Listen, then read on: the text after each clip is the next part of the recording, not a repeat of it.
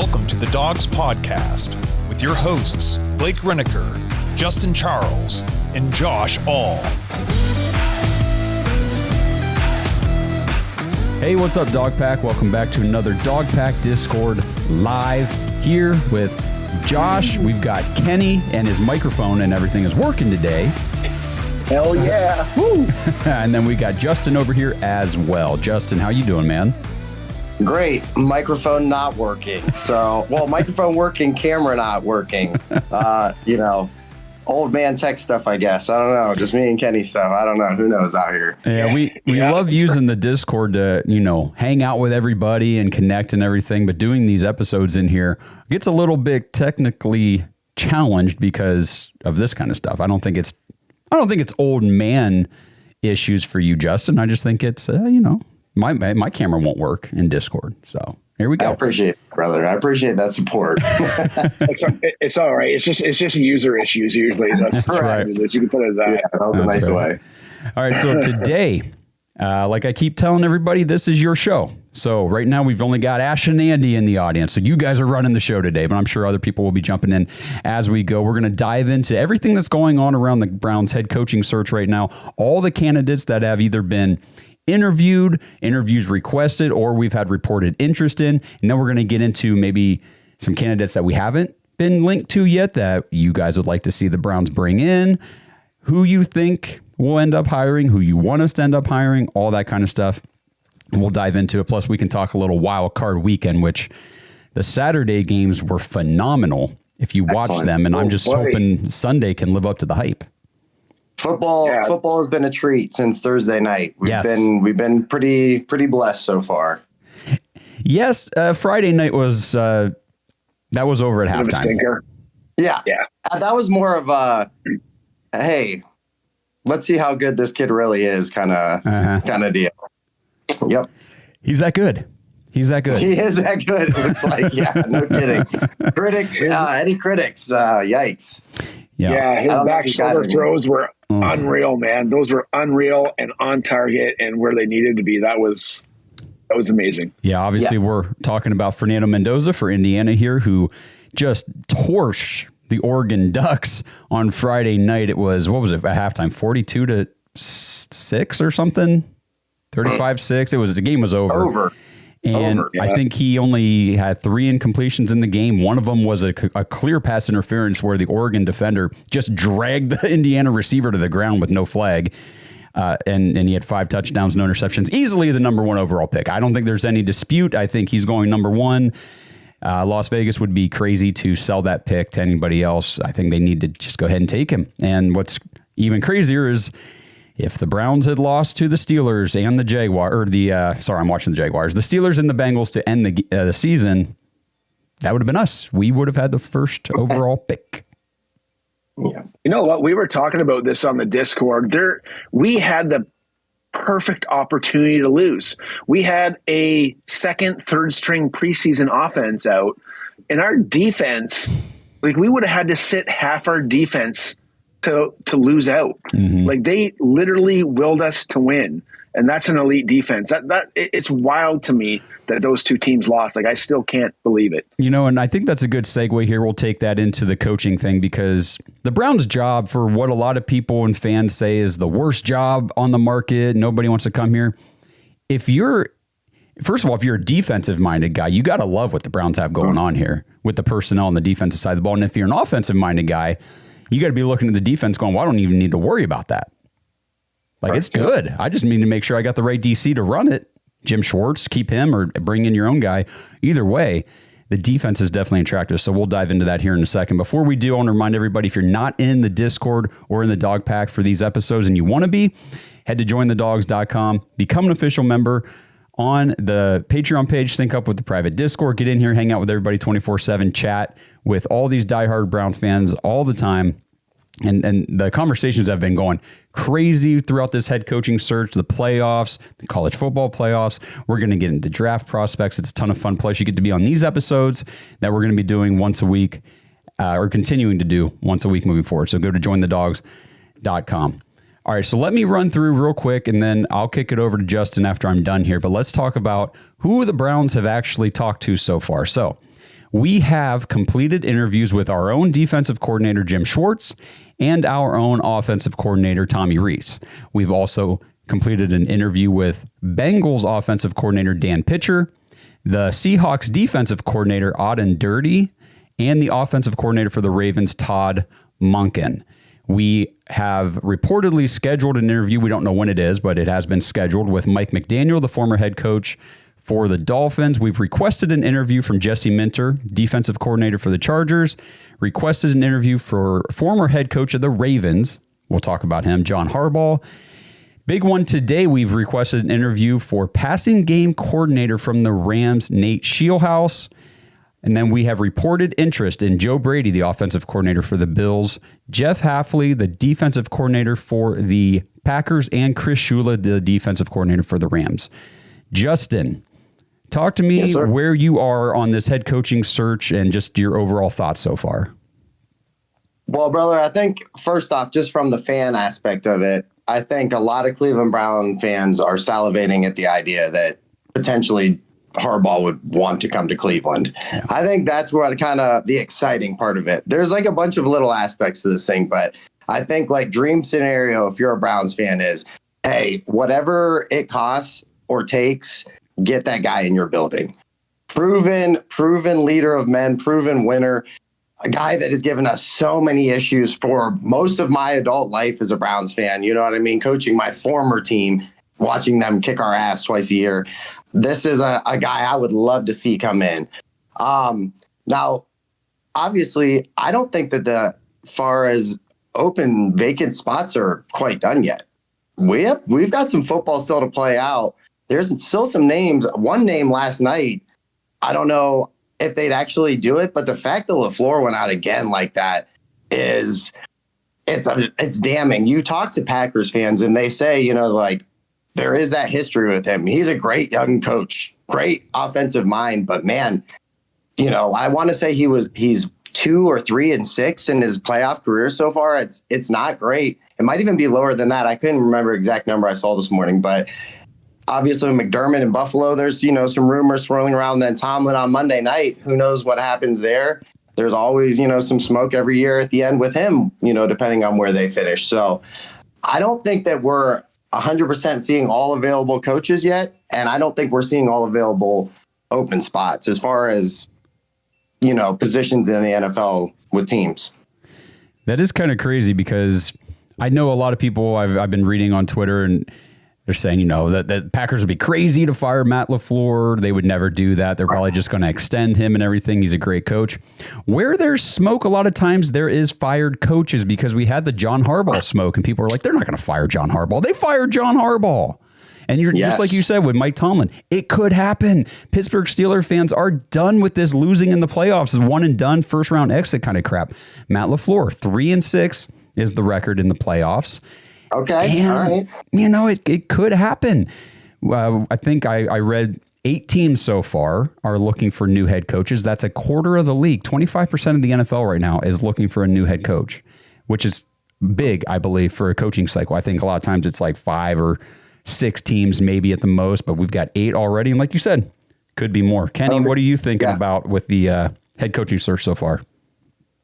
Yeah, I mean, I would be on the John Harbaugh train as well. I mean, he seems to be, with reports, warming up to Rees and Schwartz. And, you know, then there would be a big question mark. Would he want to, you know, work with Barry? Would Barry then become maybe just a cap strategist just till the Deshaun Watson thing's over? So it's very interesting. I was kind of surprised that we didn't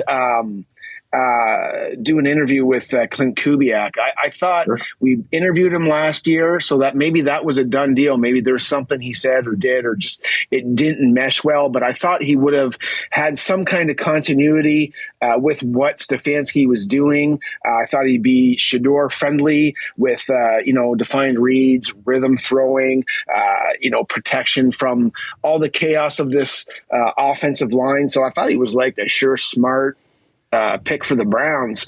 What I did see, though, is I did see Todd Monken, and he'd be like a stay away candidate for me because, I mean, he was swimming in the dysfunction of the Browns with the Freddie Kitchen stuff. And I can't even believe that guy wanted to interview. I'm actually surprised that Mike McDaniels might consider interviewing after he wrote the essay or the points for Shanahan to get out of here, So there's probably some dark horse candidates out there. I think it's going to be somebody that we don't know. I got a good one, though, that Algiro Evaro, the defensive coordinator last night for the Carolina Panthers, he might be a guy that fits high on what Jimmy wants with that emotional intelligence and just maybe go to more of a head coach first, leave Schwartz and whatever offensive coordinator is going to be out there for, if he gets the hire, to do their thing and help build a team and a culture, which those guys have kind of done down in Carolina, because I didn't give Carolina a chance, and they looked pretty damn good yesterday. They did. They really surprised me. They surprised everybody, I think, in that game. So, Justin, I want your opinion on this. My only concern with John Harbaugh is just how things ended in Baltimore, and some of the reports that have been coming out that players were reportedly losing faith in his messaging and his leadership style. He wasn't connecting well with the young superstars on the team, wasn't forming relationships with them or being able to see eye to eye. Do you think there's any issue having this? How old is he? 60 some years, 63 years old. And this 60, older, I thought he's 62. 62. Okay. This older, more old school coach versus having like a newer, up and coming young guy coming in. I got to tell you guys, this whole Nate Shieldhouse interview request that popped up today got me excited because I actually like that guy. Is he ready for a head coaching position? I don't know, but I have seen reports where people have said Shieldhouse is a name to keep tabs on. He's an up and comer. If he's not going to be head coach this cycle, it will happen at some point. Like, he's got that much, respect around the league already. And I think he's only like 35 years old. But does any of that concern you with Harbaugh?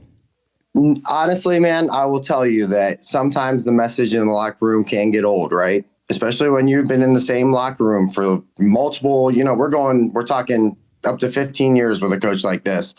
For me, this is a team that literally was one mistake away from pretty much being in the Super Bowl or just one mistake away from advancing to the playoffs for the past 5 years. True. We're talking about bringing him to Cleveland and managing and looking out over a team where we can't even line up on 1st and 10 and get 12 guys onto the field. All right. I think that there's a very big difference with, losing the locker room and then like the message getting stale. And obviously, like maybe it did happen like that in Baltimore. And, you have a lot of big personalities on that team. We're not talking about, really, there are young players on that team, but that's a lot of old vets too. You've got guys like Hopkins that have been in the league for, we're going on 15 years. You've got a lot of, veteran guys. I would have no problem at all bringing Harbaugh to Cleveland and worrying about his message, growing stale in our locker room.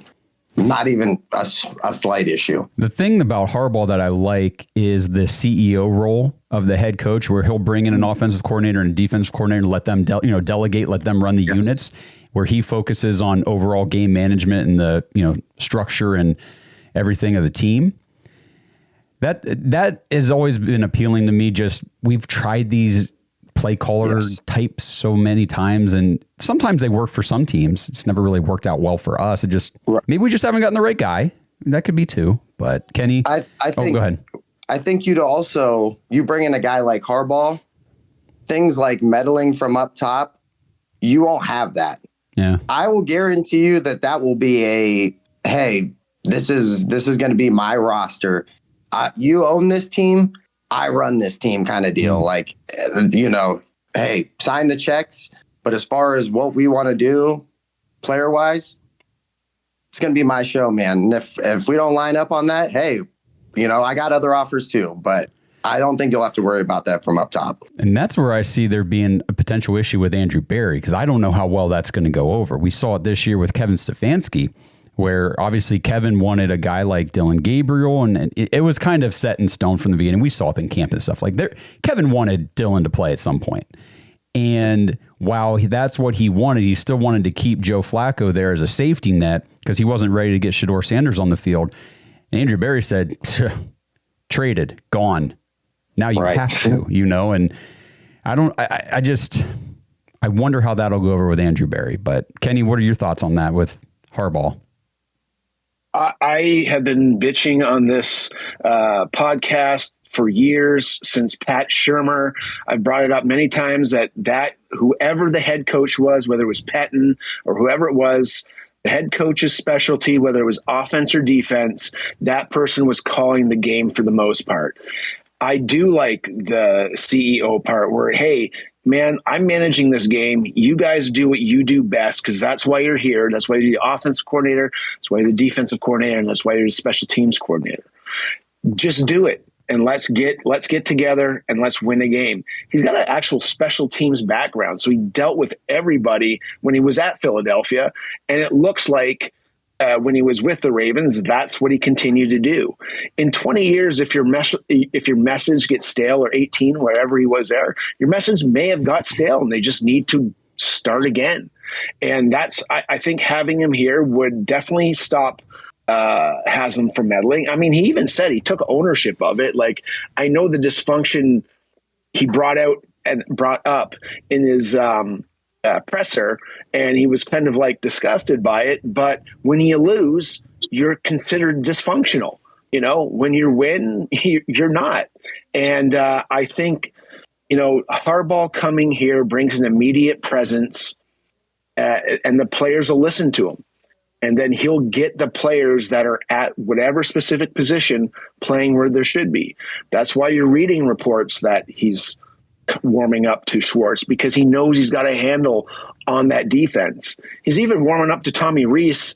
And I mean, I don't know what Rees could show anybody based on the talent that he was given, Mm-hmm. But it's still pie in the sky, I think, based on, him coming here, but still exciting.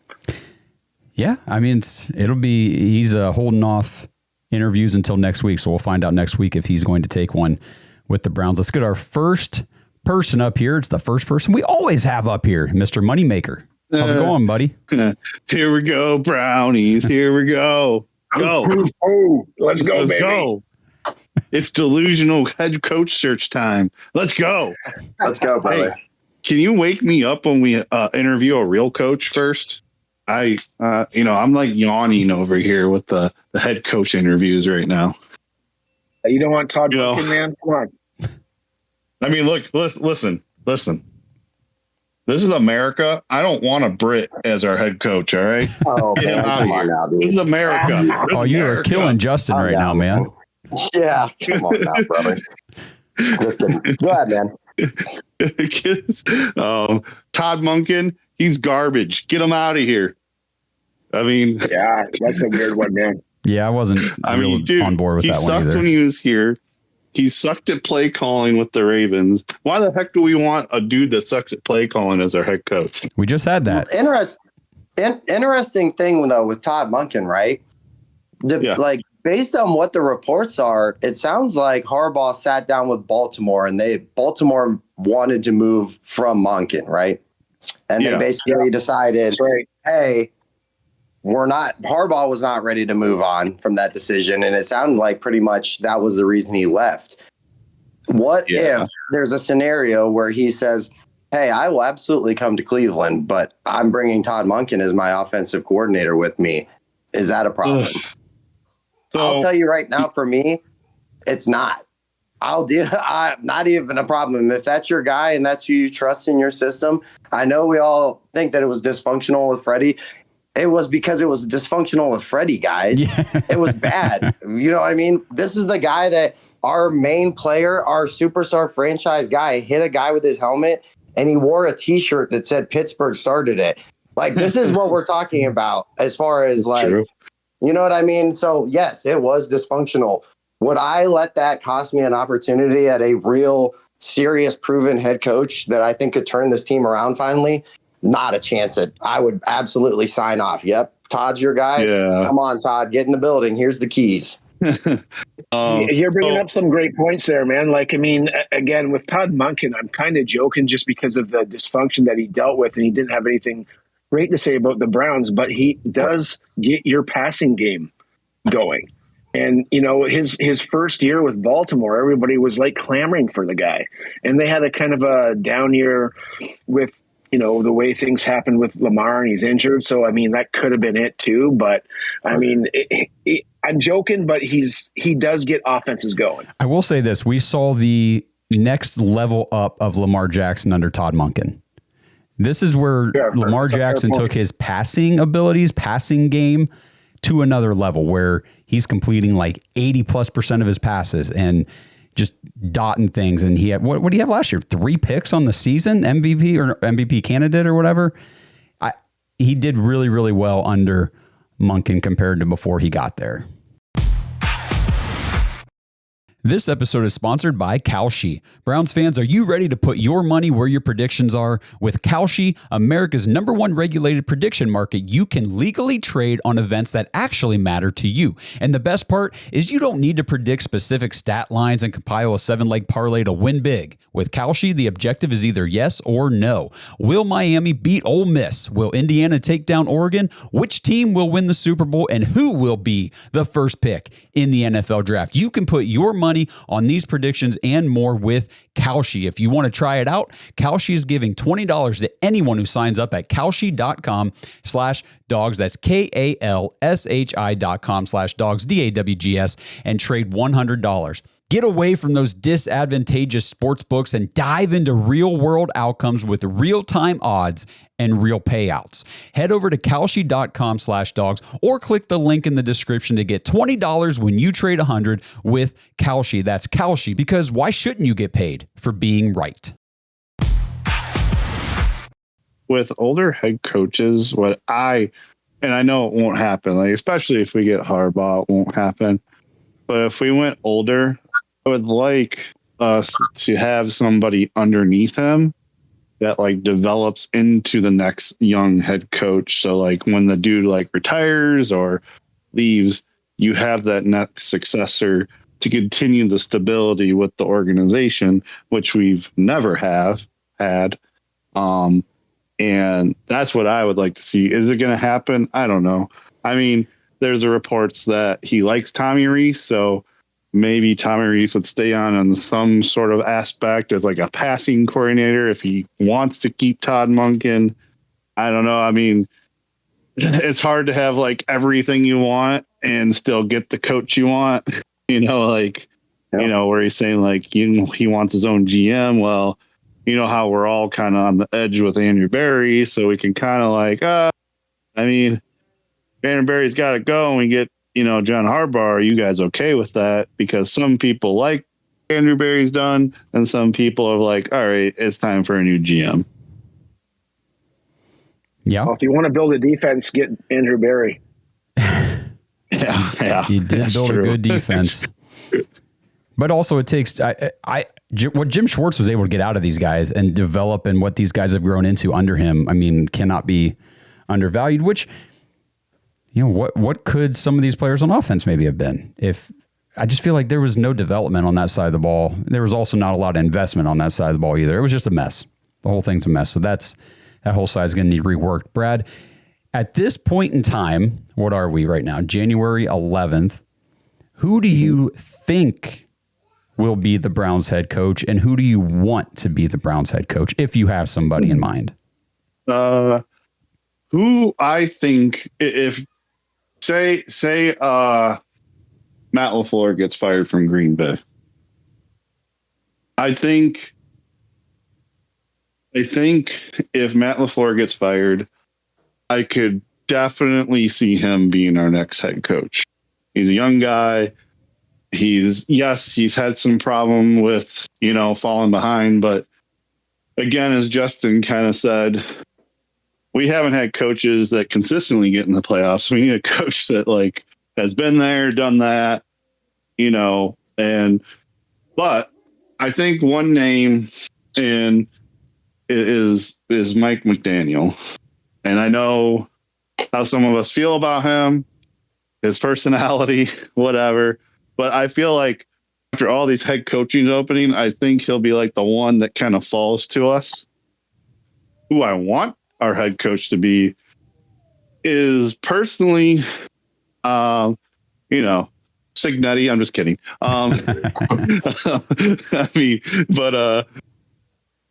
The coach I would really like is actually one of the LaFleurs. Really, I mean, I like his brother Mike, but or Matt. So one of the LaFleurs would look real nice. They're young, they have innovative offenses, and I know we all want Jim Harbaugh, but realistically, I can see Harbaugh either being a Falcon, being down there in the Falcons, or I can see him being a Titan head coach. But what's it tell you then? As far as I've seen, I haven't seen any reports that anybody has requested an interview with Mike LaFleur, the offensive coordinator for the Rams. The Browns have requested that interview with Nate Scheelhaase, who's the passing game coordinator under Mike LaFleur, which I thought was interesting that we went that route instead of the Mike LaFleur route, because from what I've been reading, like Scheelhaase was highly praised coming in from Iowa State. He was the offensive coordinator there. They said he's held like every offensive staff position at Iowa State, came in here under Sean McVay and has gone from, I think last year he had a multi-job role. It was passing game specialist and something else. And then this year was moved into like full-on passing game coordinator. And they are the number one passing offense in the NFL this year. Yeah. I mean, I think maybe it's just, isn't that the first interview we have with any of the Rams coordinators? Yes. There's reported interest with Shula, the defensive coordinator, but we haven't actually requested anything with him. So I think that's just them kind of leaning into it. I feel like after they just got done with their playoff game. So I think Nate might be the first one. I think you could see Shula. You could see a few other names. I think it's just like, as weird as it is, I think the Browns are knocking out the ones they can get to the first. And who knows? I mean, maybe Mike LaFleur is just like waving off certain teams he doesn't want to even interview with. You never know. So it's possible. I mean, look at like Clint Kubiak. I mean, it says like he's done interviewing, but I mean, maybe he's just done interviewing for now. Who knows? Yeah, that's the one report too. I think it was Albert Breer said that he had taken all the interviews he was going to, and I thought, well, is that until the playoffs are over, or just in general? Because maybe he's just got it down to, I'm either taking whatever he's done. What's he done? Giants, Falcons. He's probably done the Raiders, right? Titans, I would imagine. Yeah. So it's interesting that like Harbaugh's like, I forgot, was it Diana Rossini or one of them saying that like Harbaugh's only looked at tape on two quarterbacks so far, and said he was going to spend the weekend looking at Jackson Dart and Cam Ward extensively. Yeah, so that's not great for us. So well, but I mean, so yeah, you say that though, but keep in mind also Baltimore almost drafted Shedeur last year. Right. So the tape was also studied on Shedeur, man. So don't just automatically just write it off. They liked him enough that they were considering drafting him until he told them, don't draft me. So I also read that report, and at the time I kind of thought the same thing, but you got to keep that in the back of the mind also, is that was a guy that they really liked, and they were prepared to spend a second round draft pick on, if I remember correctly. Was it second? I thought they were gonna spend farther up than that. I thought it was their fifth round pick, because then we traded up to get in front of them, I think. Well, hey, I can't remember. Fifth round, keep that in the back of your mind also, just fifth round. I mean, that's where we took him. So, it's fair. Level playing field, I guess. Brad, we'll get you out here for a second, and then we'll bring you back up here later on. If anybody else wants to get their hand up and get up here on stage and talk about head coaching or anything else with the Browns, just go ahead and put your hand up. We'll bring you up here. Justin, outside of John Harbaugh, while we wait on somebody to get their hand up, who would you want the Browns to hire as head coach? Do you have anybody, like a second favorite after Harbaugh? I mean, there's guys that I think that you have to be interested in, right? I think McDaniels is interesting as far as just, what he was able to do with Tua at the beginning. Obviously things went really, really south down there, but like, I think that he's a guy, the idea that we're bringing him in interview, love it. Any guys offensively, young guys, and I would pick these trees, the Shanahan tree, McVay. The fact we brought up Clint, the fact that we kind of really didn't reach out to Clay Kubiak, who was the offensive coordinator for San Francisco, and pick his brain. Mm-hmm. There's guys that I think that are on these trees that obviously they're not playing. They're calling plays, but you've been in these systems for multiple years where you're learning and developing and learning from what we look at as young offensive minds, but are kind of older guys now that have been in the league for a while. But the problem with those kind of situations, like where you're going to bring in, a passing, coordinator, a young guy is right now the talent isn't going to be there. So it's going to be, for the first season, it's going to be rough. It might not translate. Are we going to be able to be patient enough as a team and as a fan base to actually get through some tough times and see the other side of it? But I would like us to go young offensive mind if that's possible. I don't disagree with you. Now we got Andrew Jackson up here.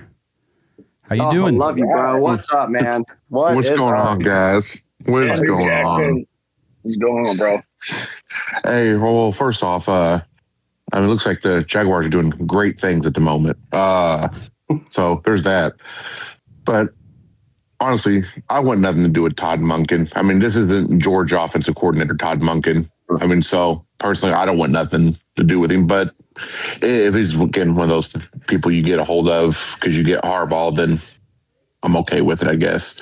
Like I said, what I would like, I would like Harbaugh probably 1, and then 1A, 1B, wherever you want to look at it. Then if Matt LaFleur got fired, I take him. Yeah. But unfortunately, I feel like we'll probably be lucky if we get a guy like McDaniels, but I feel like we're going to get someone that we're all going to look at each other and go, who? Like, I feel like that's honestly probably who we're going to get. That's usually how it goes. God knows who that is.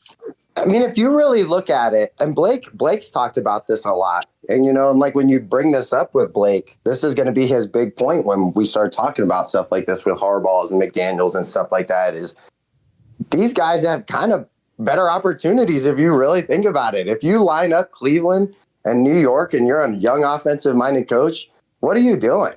I know what I'm doing, and I love the Browns. I don't care that my family's here. I'm going, hey, they got an elite wide receiver 1, a young quarterback. They got a running back. They got a nice offensive line. We could probably do some stuff with that.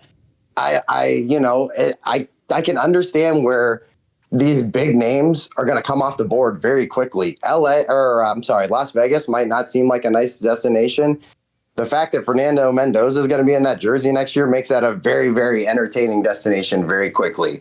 I think that we might have an opportunity to get a big name in here, but we might be left looking at scraps and looking around at each other going, uh-oh, we might get a name that we don't recognize. What's your opinion on Brian Daboll? I would be excited about Daboll. I would entertain that. Absolutely.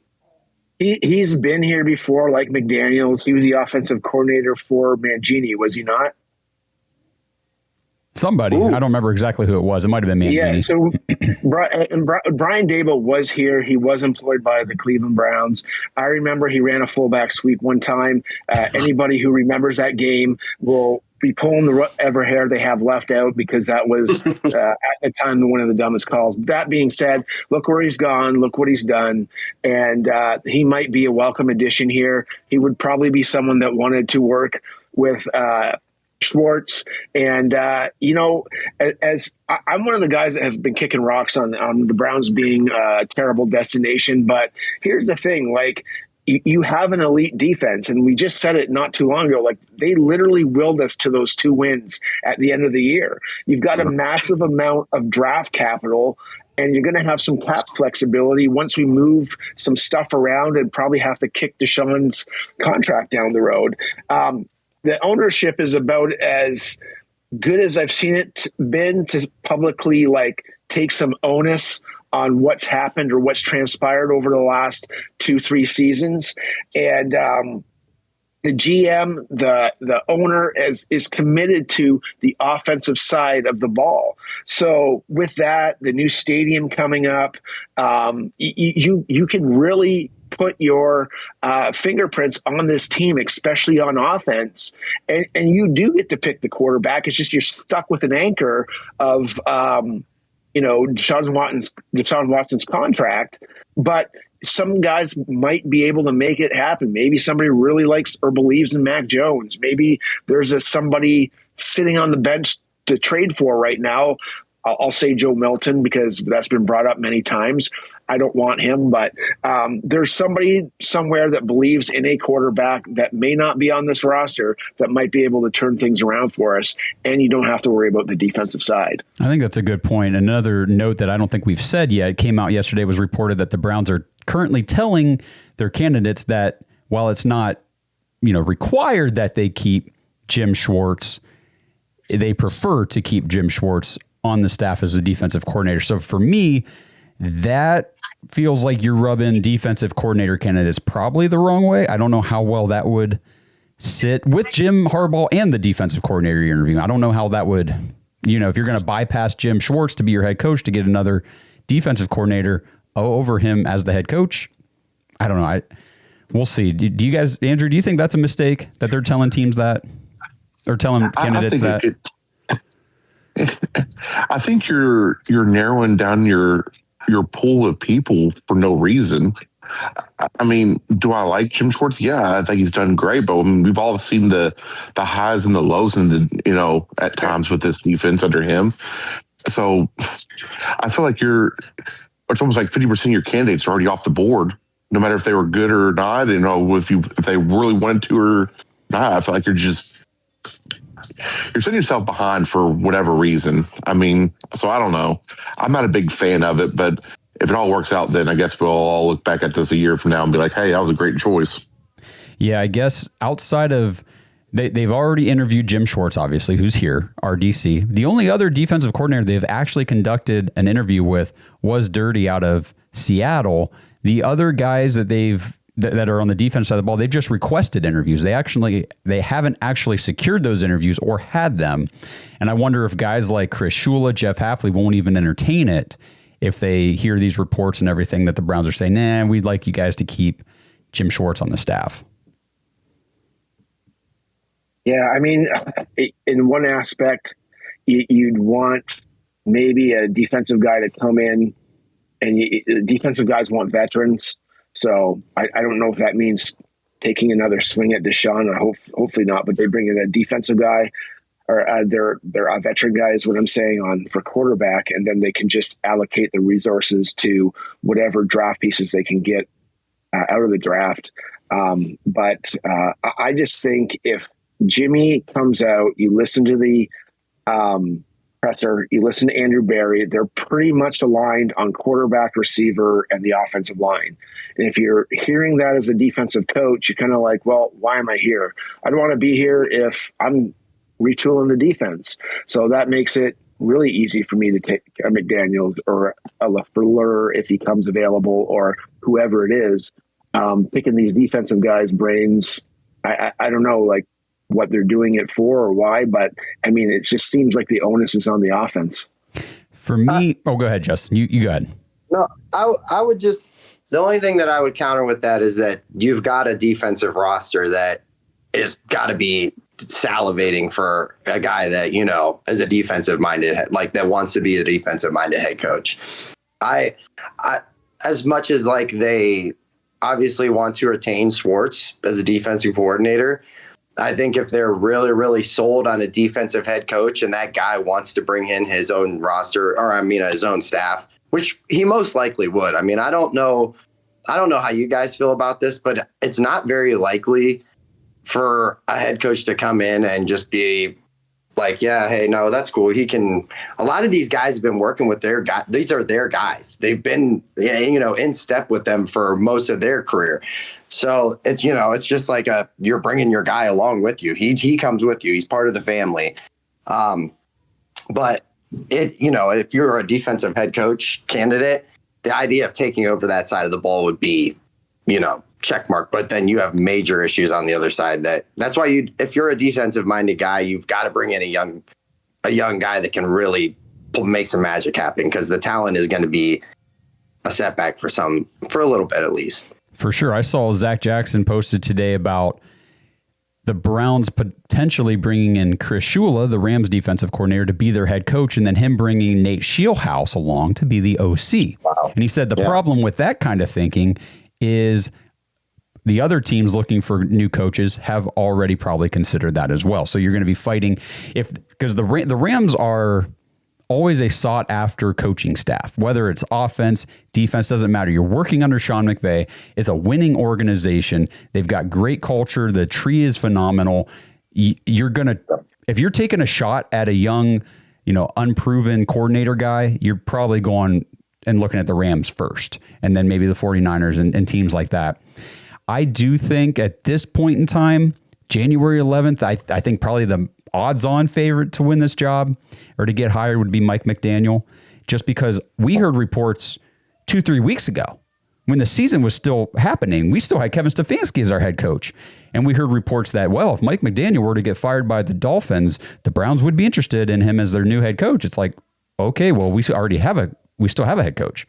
So that's when it was like, I think Kevin Stefanski's out. They're already talking about being interested in McDaniel. He gets fired. They bringing him in for an interview next week. I feel like that is probably my betting favorite at the moment. I'd agree with you. I think if you threw the Schwartz card out, like we've been saying, he'd be good with it. And I think he would salivate at getting whatever quarterback he wants or whatever his idea is. And, Junkins, Fannin, and then you retool that offensive line. I think he could do some stuff. I'd be there too. Well, and go ahead, Justin. Sorry. I'd be interested in just, what he could bring to the table as far as working with Shador also. This is a guy that resurrected to his career and for, 2 seasons until we're not exactly sure what the downfall of Tua exactly is right now. But I mean, multiple bad concussions did not help his career. Injuries to that team and playmakers as far as losing Tyreek Hill, what that will do to an offense, especially with what Mike McDaniels is trying to run down there. But I would genuinely be interested in seeing what he can do, because right now we're talking like we don't even have a quarterback for sure. We've got some quarterbacks. It's just, can we get a guy in here that can work with any of them? Can we develop anybody? Now, obviously, I don't think that search is 100% a done deal yet. I think we're still in the market potentially. We got to work with some money, but I would be very, very interested to see what Mike McDaniels could do for our offense. Colton said this before, or typed it before I could say it, but you got to remember, they loved Dylan, and they wanted to get him before we took him in the 3rd round to get ahead of the Dolphins. So that could be scary. With the Dolphins, there's been points, especially like this year, and I think last year too, if I remember, and maybe it was the year before, it just felt like there was so much dysfunction at times with that team.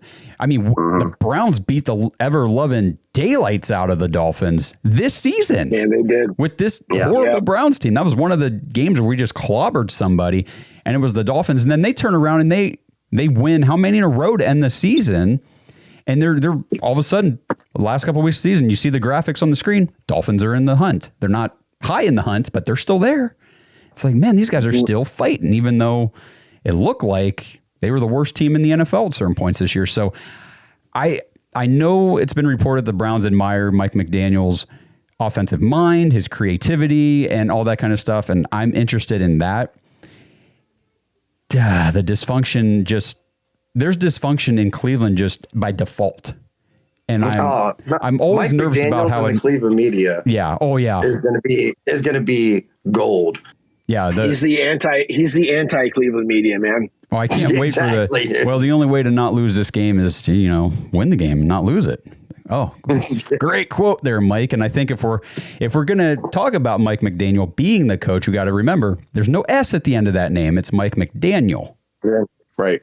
Yeah, we do that a lot. I know. It's very easy. I do it all the time too. I'm like, is it an S or not? No, there's no S. It is Mike McDaniel, singular. This episode is sponsored by Vivid Seats. Browns fans, the football season might be over, but Vivid Seats has you covered for everything else that's going on as we get into 2026. We've got basketball, NBA, college. March Madness won't be too far off. Hockey games, the spring football leagues, baseball's right around the corner, and of course, all the best events like concerts, theater plays and musicals, and comedy shows. And right now, you can get $20 off your first Vivid Seats order of $200 or more with promo code DAWGS20. That's promo code DAWGS20, DAWGS20. Not only is Vivid Seats an official fan experience partner of the Cleveland Browns, they're also the only leading ticket company with a rewards program. Buy 10 tickets and get the 11th free. So every time you make a purchase, you get closer to earning discounts, seat upgrades, and free tickets. Every purchase on Vivid Seats is backed by their 100% buyer guarantee and industry-leading customer service team. So click the link in the description to download the Vivid Seats app now. And again, get $20 off your first Vivid Seats order of $200 or more with promo code DAWGS20, DAWGS20.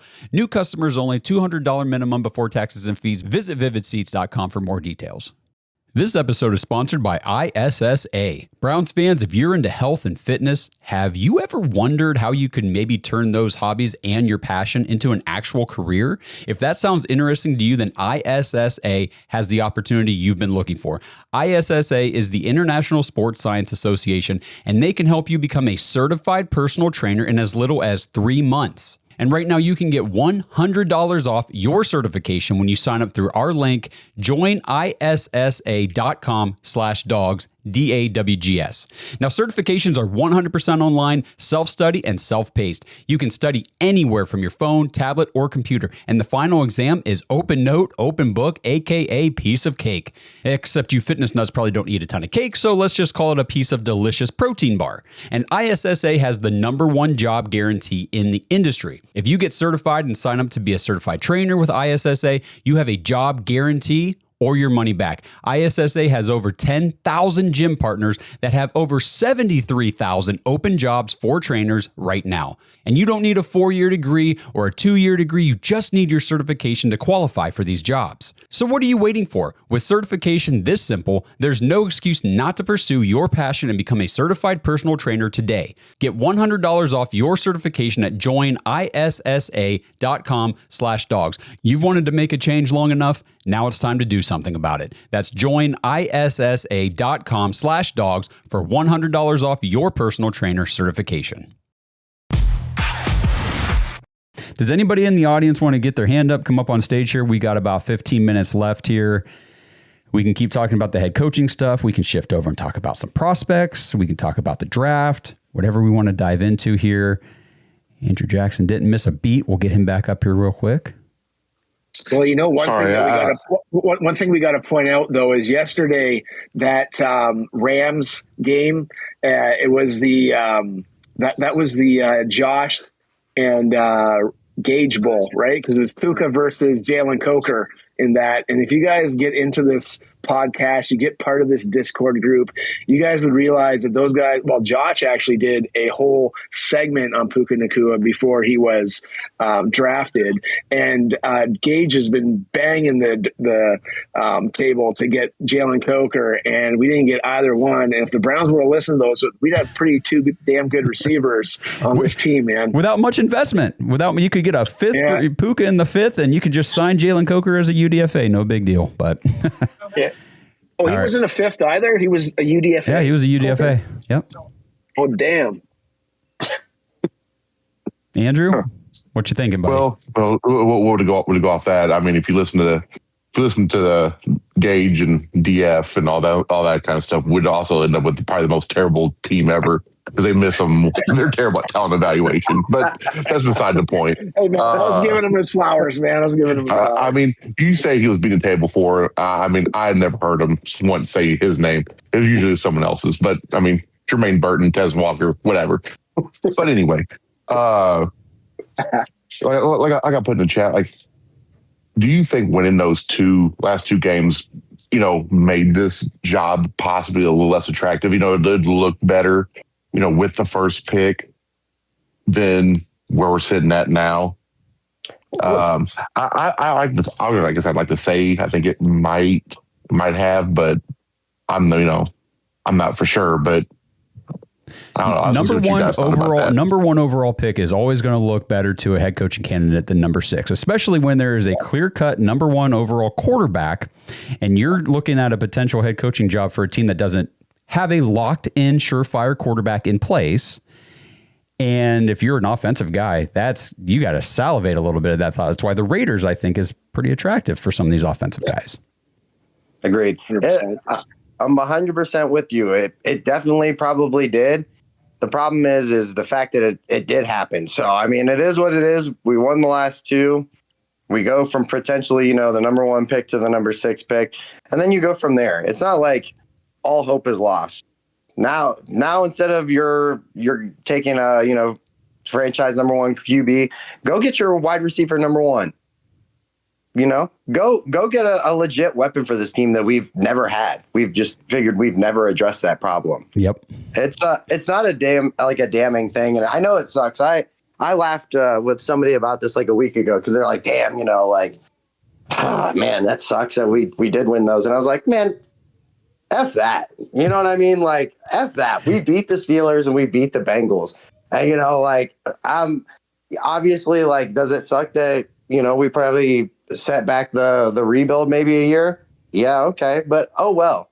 It is what it is. I'm good with it. Go get yourself a wide receiver 1. I still think, and we've talked about this on the show plenty of times, I still think Shedeur Sanders is worth building around next year. The only quarterback that I was even remotely entertaining as go get the guy if you can get him would have been Fernando Mendoza. Outside of that, I'm good. Let's just roll with Shedeur because, like you said, we don't have a franchise receiver at all for this team. And we're missing a lot of franchise things on that side of the ball. Yes, and we've got some. Oh, Blake's in here. Blake just dropped a photo in the chat. Says he took a photo up at the Cavs game the other night with, I believe, what's his name, Jason Tyson. He plays for the Cavs. Yeah, Jalen Tyson. Okay, so it's his brother, Jordan Tyson's brother, who. Blake hung out with him and talked to him a couple times, which is awesome. Talked to him about his brother coming to Cleveland, and obviously his brother would like him to be in Cleveland. So there's a potential connection there with Jordan Tyson out of Arizona State. I honestly at 6, I think if you go, I'm and I haven't done my prospect breakdowns. I haven't gone into film and stuff, but I like Carnell Tate, obviously. I like Jordan Tyson, and I like Mekhi Lemon. I do too, man. I really like Mekhi Lemon. I think that I don't know if 6 is too high for him. Based on what I've been reading. With a need, when you have a need like that, and that kid, I've watched some film on Mekhi Lemon from USC. That's a dude that we could put on the field and he can make some plays for us day 1. He's a right dog. now with what we have. And that's when you just you watch 5 minutes of his film and you can go, if you can go, that dude, he can make a difference on my team right now. You draft that guy, even if they're like, oh, well, he's projected to be number 13. Who cares? Go get your guy. You have a need. Somebody else will take him. And I guarantee you it won't be at 13 or 14. It'll be at 8 or 9. He's an offensive weapon. We're in an offensive NFL league mind right now. So he's like Amon-Ra St. Brown, is he not? He's in that mold, and they're from the same university, are they not? Yes, that is true. And I think play style wise and everything, that is how he's being comped as a pro comparison would have been an Amon-Ra St. Brown. Obviously better as a prospect because... Yeah, imagine having a guy that we have, send 111 passes to. That'd be amazing. Yeah, and like I said, Amon-Ra was a 3rd round pick. This guy's being comped to him, and he's a 1st round prospect. So I don't know. The more I read and watch on Mekhi Lemon, I know he's not the 6'3" behemoth, wide receiver 1 alpha dog that everybody's infatuated with. But would you take Amon-Ra St. Brown as your wide receiver 1, even though he's a smaller guy? Right. He's not your prototypical build on a number one, but I'll tell you what, when you watch Sun God play, Yes, I definitely don't go, that guy. I don't have doubts in my mind that he can play in this league. I watch a guy like Amon-Ra St. Brown, and I'm blown away by how much better he is than everybody else around him. Is it a situation where the Browns give you lemons and Mike McDaniels can make lemonade? Oh, nice. I know. You guys just roast me. Roast me. I know that was bad. Wow. That was bad. Man, that was, yeah, that's okay. That's good. That's fine. Ladd McConley was another guy that we thought was too small and couldn't get off the line of scrimmage, and he does it for Herbert. Now, having Herbert throwing him passes works out, so that goes back to getting the quarterback right and getting your coach right. You know what I mean? So, stuck in a vicious circle, I guess. All I needed to do, like this morning, I watched some highlight throws of Shedeur Sanders from this year, and I was like, you know what?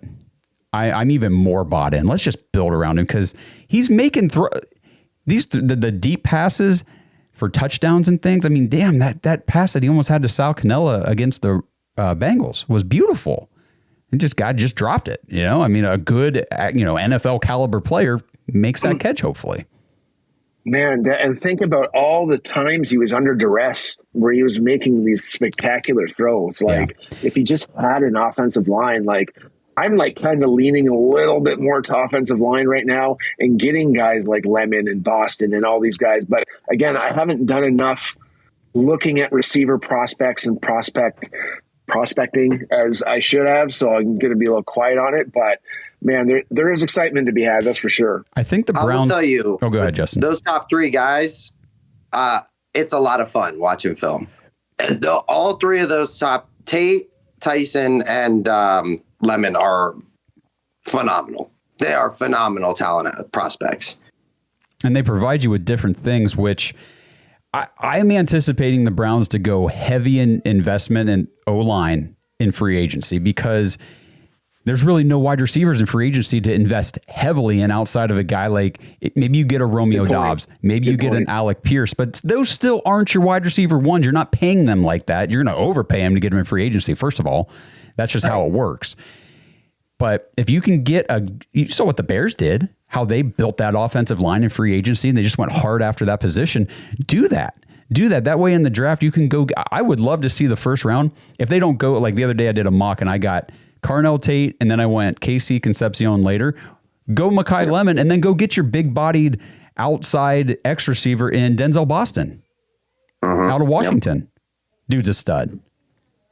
You have transformed your wide receiver core under the assumption, of course, that you've already fixed your offensive line for the most part. I still like some of these offensive linemen that they could be able to get at 39 in the second round.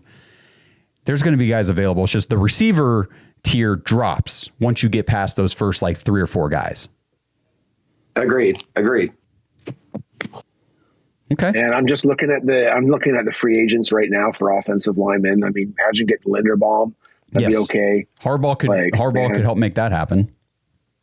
Yeah, absolutely, man. I mean, God, there's so many orange helmets here. Like our entire offensive line, they're gone. It's pretty much gone anyways. So, I mean, I would even bring Kevin Zeitler back. Like you throw him in for a year. You know what I mean? Like there's definitely a lot of guys to be had.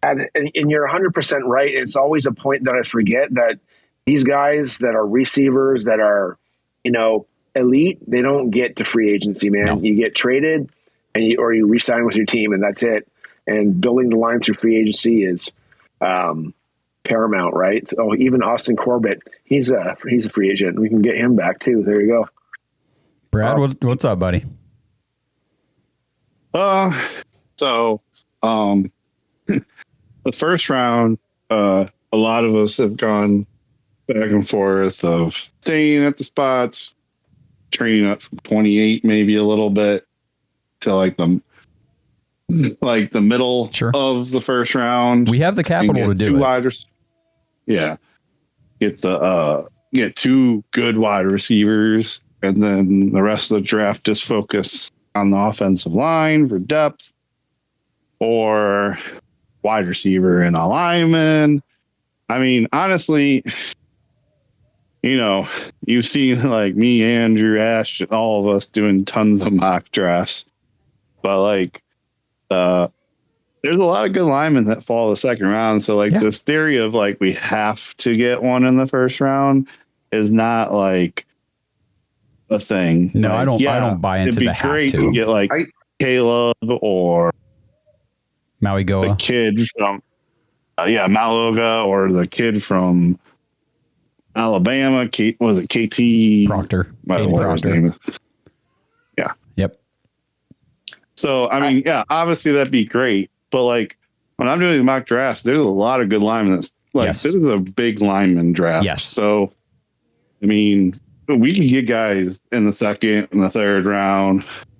Now, the one thing that hinders us with that is our general manager is not very good at evaluating offensive linemen. That's why we got to do the job for him, Browns fans out there. We got to go do the prospect research, see who's available, and make sure we just go hardcore on social media. Draft this freaking guy, Andrew Berry, so we don't end up with a freaking Anthony Schwartz, that kind of situation. Oh my God. Yes. Yikes. While we're on this too, and we're gonna the off season goes quick, but I mean we're talking 2-3 months out from the draft. Don't we laugh and we criticize some of the decision making on Andrew Berry in the season, like as far as after the roster's built. But he's good for at least 1 or 2 splash moves during the off season where he'll shake some things up and he'll do something. Don't put it out of the realm that he'd put in a phone call to maybe the Eagles, who he has a good relationship with, who have an alpha wide receiver one that is ticked off beyond means. Now, I'm bad with the money stuff and the cap, and I know when I look at it and we're negative $40 million or whatever at the beginning of the year, and we can't take on a wide receiver one contract. I know it doesn't make sense to me. Usually by the beginning of the year, all that crap lines up, but don't put it out of the realm too that we go get a guy. I think it'd be expensive to go get like an AJ Brown, but okay. So how about this? I'm going to throw this out there now because I'm going to be talking about it here in the coming months. One guy that I would be very interested in the Browns at least kicking the tires on is a guy that actually just caught the first touchdown pass for the Jacksonville Jaguars in this wild card game, and that's Brian Thomas Jr. He has been completely overlooked this season. They went and they made the huge splash move last year with the Browns to go get Travis Hunter. They're prioritizing Parker Washington on their wide receiver core. They just went and traded and extended Jacoby Myers. They've got Bretton Strange. They've got these running backs that they got to, are they keeping Travis Etienne? What's the situation there? I feel like a guy who's been overlooked by them and underutilized all season, who's kind of had a down year, but dominated as a rookie, is Brian Thomas Jr. Not a lot of people don't realize he's only been playing the game of football for a few years. He didn't start playing football at all until like halfway through his high school career. And I don't even know if he started off playing receiver or not. So really, he started to learn receiver while he was at LSU, and you saw what he was already able to do in the NFL. I would love to see if Brian Thomas Jr. could be had. Josh, I don't know if you recall this either from last year. He absolutely balled out with not Trevor Lawrence, but with Mac Jones. Yes, you're right, buddy. Yes. Went absolutely crazy and looked like an alpha wide receiver one, looked every bit of the part. Now, with Trevor Lawrence at quarterback, for some reason, I don't know if it's a chemistry thing. I don't know if it's they're on the same page. Those two have not been able to figure it out. And we're going on multiple seasons of this now. He's almost like a piece that just doesn't fit in their puzzle, right? Right. He's just kind of a nice piece, but they don't really have a role for him. I would absolutely, it's a great point, man. I would absolutely be calling them and seeing if you can figure something out. So what I'm hearing is we're putting Mac Jones and BTJ back together, and we're going to use some of that draft capital, those 10 draft picks, and bring it to Cleveland. That's what I'm hearing.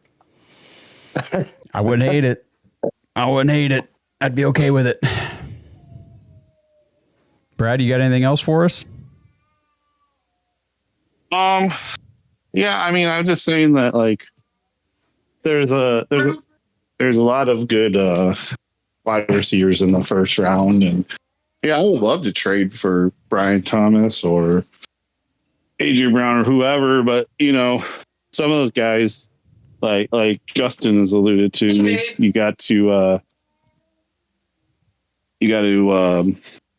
renew their contracts and the money and all that. Yeah, stuff. AJ Brown would be a little bit more difficult to finagle.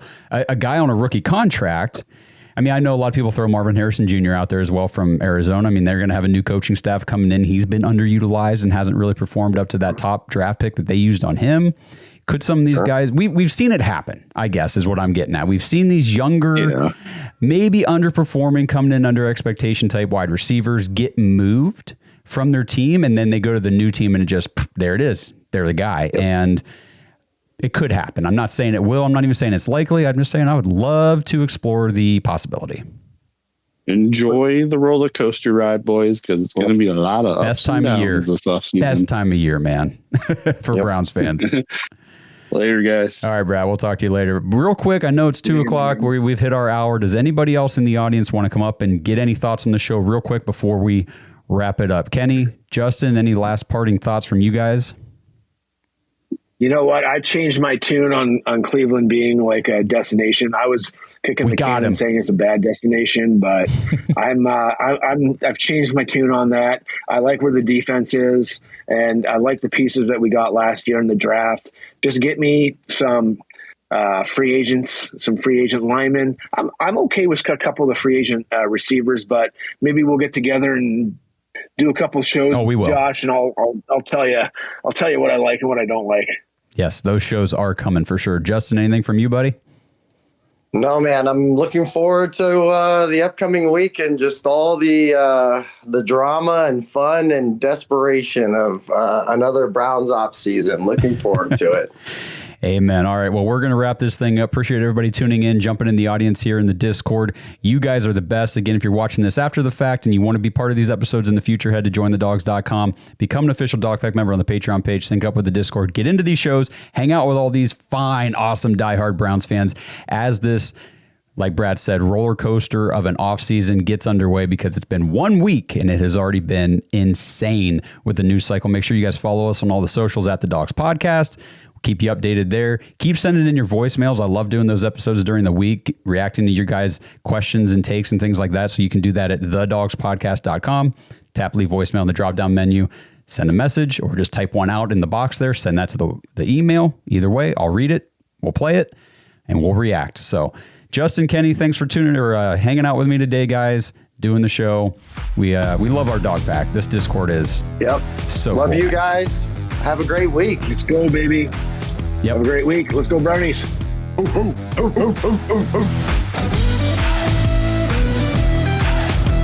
Thanks for listening to another episode of The Dogs Podcast. Make sure you subscribe on YouTube and follow us on Twitter at The Dogs Podcast. Get your thoughts on the show at thedogspodcast.com.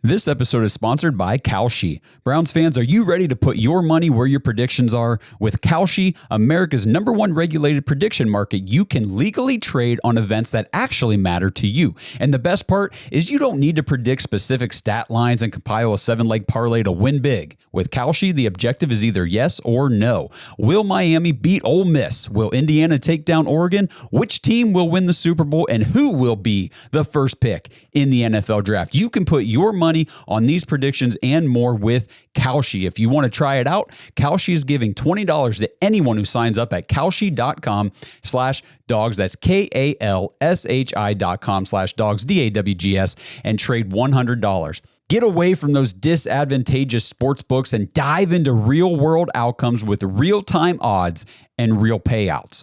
Head over to Kalshi.com/dogs or click the link in the description to get $20 when you trade $100 with Kalshi. That's Kalshi, because why shouldn't you get paid for being right?